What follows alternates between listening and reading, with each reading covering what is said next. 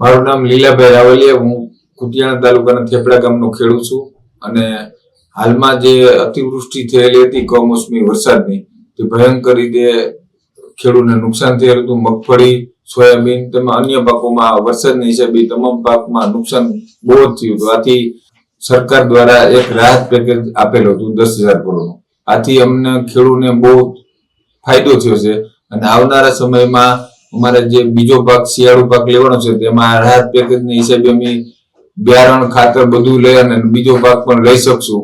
અને આ ઉપરાંત સરકારે મોટું દિલ રાખી અને એક 15,000 કરોડનું બીજું સહાયનું કર્યું છે કે ભાઈ ટેકાના ભાવે મગફળીની ખરીદી, અને ખેડૂતોને બહુ ઉપયોગી આ પેકેજ આવ્યું છે. આથી બધા ખેડૂતો અમે ખુશ છે અને આવી રીતે સરકાર ખેડૂત પર હમદર્દી અને મોટું મન રાખી અને સહાય કરતી રહે એટલે અમે ખેડૂત વતી ગુજરાત સરકારનો આભાર માનીએ છીએ.